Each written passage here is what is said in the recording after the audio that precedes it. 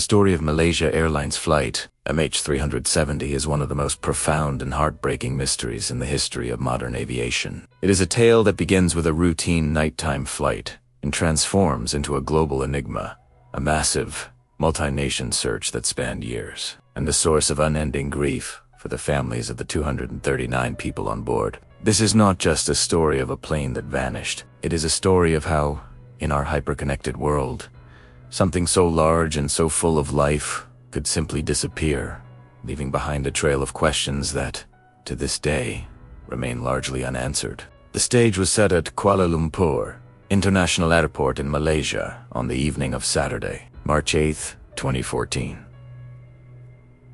The aircraft was a Boeing 777-200 Air, a long-range, wide-bodied jet known for its safety and reliability. It bore the registration 9M. That night, it was scheduled to operate as Malaysia Airlines Flight 370, a red-eye flight from Kuala Lumpur to Beijing, China. The flight was a popular one, often carrying travelers connecting to other destinations, business people, and tourists. On this particular night, the passenger manifest listed 227 people from 15 different nations. The majority, 152, were Chinese citizens. There were also passengers from Malaysia, Indonesia, Australia, India, France, the United States, and many other countries. In the cockpit were two highly experienced pilots, Captain Zahari Amaja, 53, a veteran with over 18,000 hours of flight time, and First Officer Farik Abdul Hamid, 27, who was undergoing training but was still a fully qualified pilot. The cabin was prepared, the passengers boarded, and everything seemed perfectly normal. Flight MH370 pushed back from the gate at 12:42 a.m. local time on March 8th and took off smoothly from runway 32 or at 12:41 a.m.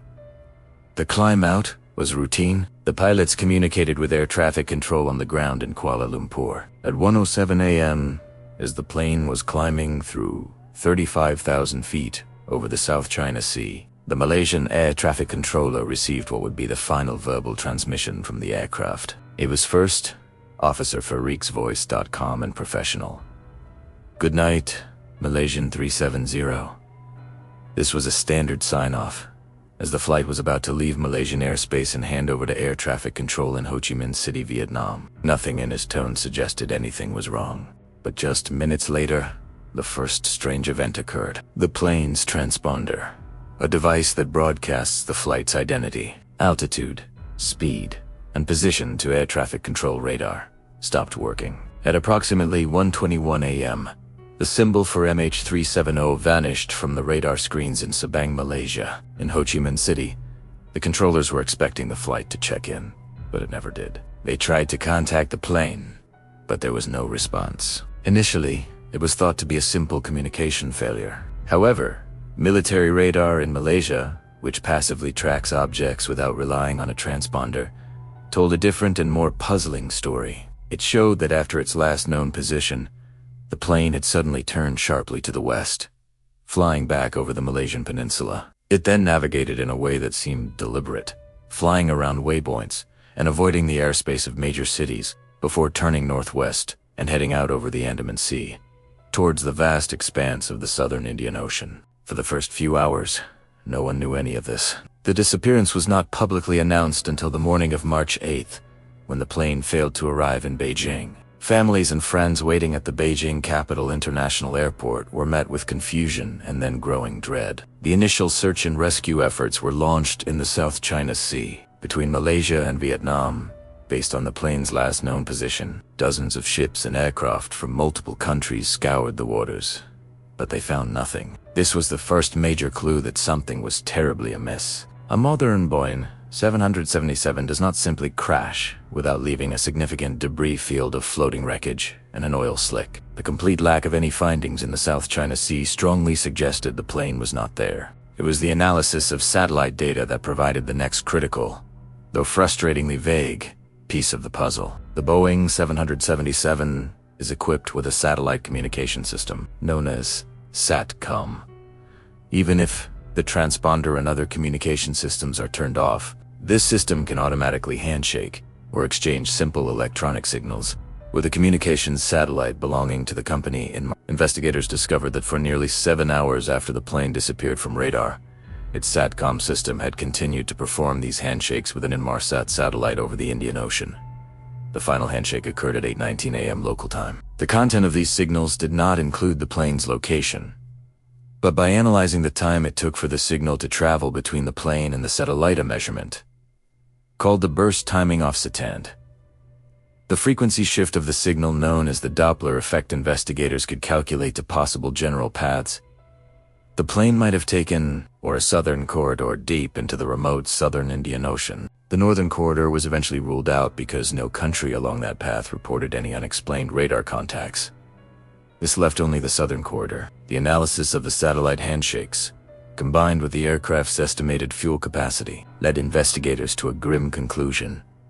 Malaysia Airlines Flight MH370 had flown 4 hours on autopilot until it ran out of fuel and crashed into the southern Indian Ocean, somewhere west of the city of Perth, Australia. The search area was remote, deep, and notoriously hostile, with powerful winds and waves known as the Roaring Forties.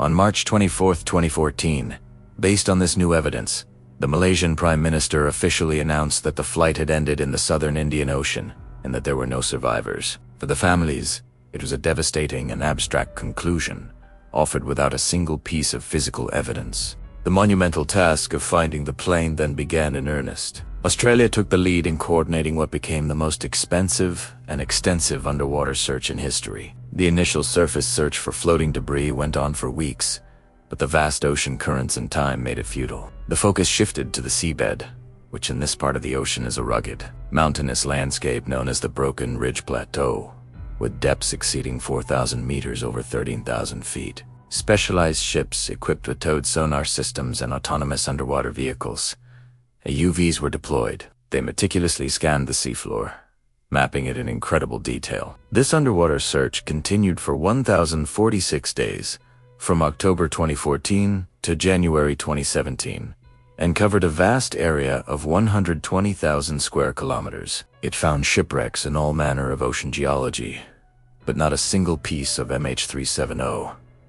The official search was suspended in January 2017, having found nothing. However, the mystery was not completely devoid of physical evidence. Starting in July 2015, over a year after the plane vanished, pieces of debris began washing up on shorelines around the Indian Ocean.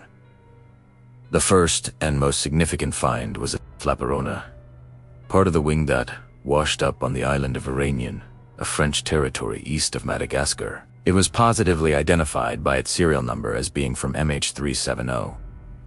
This was the first physical proof that the plane had indeed crashed into the ocean. Other pieces were found on the coasts of Mozambique, Tanzania, South Africa, and Madagascar. In total, more than 20 pieces of debris, confirmed or considered likely to be from the Boeing 777, have been recovered. The location and timing of these finds were consistent with ocean current models starting from the southern Indian Ocean search zone. Yet, these fragments, while confirming the crash, provided no answers as to why it happened. The lack of the main wreckage, and most importantly, the flight data and cockpit voice recorders, the black boxers, meant that the official investigation could not determine a definitive cause for the disappearance. The final report, released by the Malaysian Safety Investigation Team in 2018, was hundreds of pages long, but ultimately it detailed the known facts, the satellite communication analysis, and the search efforts, but it could not state why the plane diverted from its course. The investigation ruled out some possibilities. There was no evidence of a mechanical failure that could explain the sequence of events.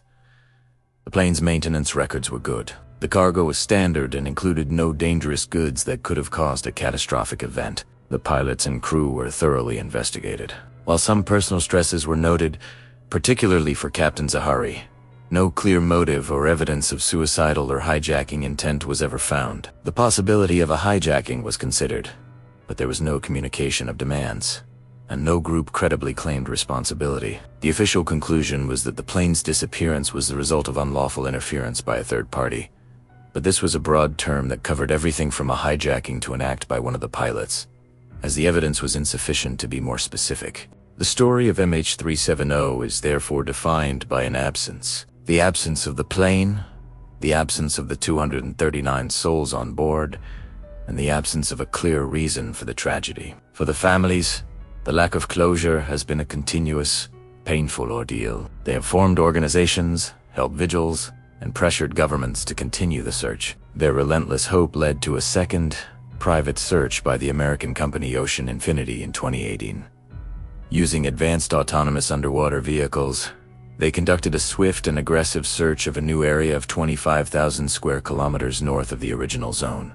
Based on a refined analysis of the satellite data, this no-find, no-fee mission also ended without success. Today, the fate of Malaysia Airlines Flight MH370 remains one of the world's greatest unsolved mysteries. The main wreckage site is still unknown, lying somewhere on the immense and dark ocean floor. The official investigations are suspended, though not closed. The story is a haunting reminder of the limits of our technology and knowledge, even in the 21st century. It is a testament to the enduring pain of not knowing, and a sobering lesson that has led to changes in aviation tracking, with new standards now requiring planes to report their position via satellite every 15 minutes to prevent such a disappearance from ever happening again. But for the families of the passengers and crew of MH370, and for the world that watched the story unfold, the questions linger in the silence of the southern Indian Ocean.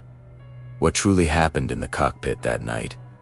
Why did the plane turn? And where, exactly, does it rest? The ocean keeps its secret, for now.